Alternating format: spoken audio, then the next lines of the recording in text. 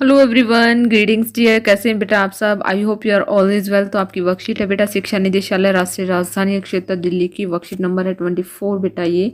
और ये है आपकी कक्षा 8 की हिंदी की वर्कशीट है। और विद्यार्थी को अपना नाम, अपने कक्षा अध्यापक का नाम लिखना है। और ये वर्कशीट है बेटा आपकी 17 दिसंबर 2020 की वर्कशीट। तो आज की वर्कशीट है बेटा अकबरी लोटा से है आपकी वर्कशीट। तो चलिए पढ़ते हैं इसको, क्या दिया गया है। यहाँ पर सबसे पहले दिया गया है लेकिन जब 4 दिन ज्यों त्यों में ही बीत गए और रुपयों का कोई प्रबंध न हो सका तो उन्हें चिंता होने लगी। प्रश्न अपनी प्रतिष्ठा का था, अपने ही घर में अपनी साख का था। देने का पक्का वादा करके अगर अब दे न सके तो अपने मन में क्या सोचेगी, उसकी नज़रों में उसका क्या मूल्य रह जाएगा। ये कौन सोच रहा है बेटा? ये लाला झाऊलाल जी सोच रहे हैं, क्योंकि उनकी पत्नी ने उनसे रुपए मांगे थे। अपनी वाहवाही की सैकड़ों गाथाएं सुना चुके थे। अब जो एक काम पड़ा तो चारों गाने खाने चित हो रहे हैं। यह पहली बार उनके मुंह खोलकर कुछ रुपयों का सवाल किया था उसने। इस समय अगर दम दबाकर निकल भागते हैं तो फिर उसे क्या मुंह दिखलाएंगे। आगे है बेटा। खैर एक दिन और बीता। 5वें दिन घबराकर उन्होंने पंडित बिलवासी मिश्र को अपनी विपदा सुनाई। संयोग कुछ ऐसा बिगड़ा था कि बिलवासी जी भी उस समय बिल्कुल खुक्स खुक्स क्या होता है बेटा? खाली, यानी कि उनके पास भी पैसे नहीं थे। उन्होंने कहा मेरे पास हैं तो नहीं, पर मैं कहीं से मांगकर जांच कर लाने की कोशिश करूंगा। अगर मिल गया तो कल शाम को तुमसे मकान पर मिलूंगा। डोमल फांसी न कर। डोमल फांसी का क्या अर्थ होता है बेटा? देखिए यहाँ पर कठिन शब्दों के अर्थ दिए गए हैं। आजीवन कारावास का दंड या देश निकाला। न कर देगी, केवल जरा सी हंस देगी, पर वह कैसी हंसी होगी, कल्पना मात्र से झाऊलाल में मरोड़ पैदा हो जाती है। आज शाम को पंडित झाऊलाल छत पर टहल रहे थे। कुछ प्यास मालूम हुई। उन्होंने नौकर को आवाज दी।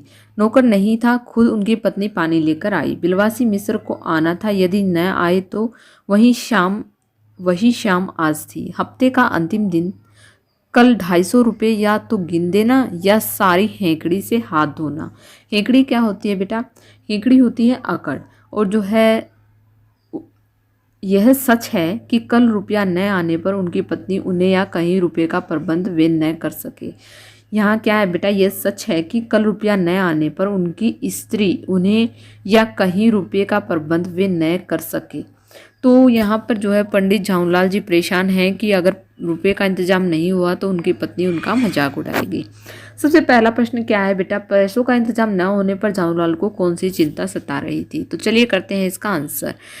इसका आंसर है कि पैसे का इंतजाम न होने पर लाला झाऊलाल को लगा कि उसने अपनी पत्नी को पैसे देने का वायदा किया है। अगर उसने पैसे नहीं दिए तो उसकी प्रतिष्ठा पर उंगली उठेगी और उसका मजाक उड़ाएगी।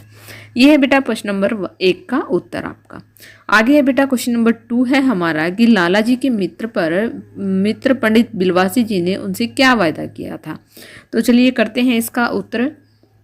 लाला जी के मित्र पंडित बिलवासी जी ने उनसे वादा किया था कि अगर उसे कहीं से पैसे मिले तो वह उसे शाम तक पहुंचा देगा और या उसे आकर उसके घर पर ही दे देगा। आगे है बेटा क्वेश्चन नंबर 3 है हमारा कि लाला जी ने नौकर को आवाज़ क्यों दी थी। तो क्यों दी थी बेटा लाला जी ने नौकर को आवाज़? तो लाला जी ने नौकर को आवाज़ पानी लाने के लिए दी थी। आगे है बेटा क्वेश्चन नंबर हमारा 4 है। गतिविधि दी गई है। क्या आपके साथ भी कभी ऐसा हुआ है कि आपने किसी से कोई वायदा करके उसे पूरा कर पाने की स्थिति में न हो और अपना पूरा अनुभव लिखिए। तो बेटा आप कोई भी बात आपके साथ ऐसी हुई हो, ये गतिविधि है बेटा, यह आपको अपने आप स्वयं करनी है। क्योंकि देखिए मैं आपको बता देती हूँ, जैसे आप कैसे लिख सकते हैं। मान लिया किसी बच्चे को आपने कॉपी देने को कहा और कॉपी आपने किसी और बच्चे को दे दी, या आपके पास आपने काम पूरा किया ही नहीं था, आपने उसको ऐसे ही बोल दिया कि हाँ मेरा काम पूरा, मैं आपको कॉपी दे दूंगा। तो आप ऐसी कोई भी बात अपनी कॉपी में ऐसे लिख सकते हैं कि हाँ मैंने उसको वादा तो किया लेकिन मैं उसको कॉपी नहीं दे सका, या उसके बर्थडे पर मैंने गिफ्ट देने का वायदा किया लेकिन मैं उसको गिफ्ट नहीं दे सका। ऐसे आप कोई भी बात यहाँ पर गतिविधि में लिख सकते हैं। तो बेटा यहाँ पर होती है आपकी वर्कशीट कंप्लीट। आई होप आपको समझ में आ गई होगी। अगर आपको वीडियो अच्छी लगी तो प्लीज़ लाइक शेयर सब्सक्राइब करना ना भूलें। थैंक यू बेटा। Thanks for watching.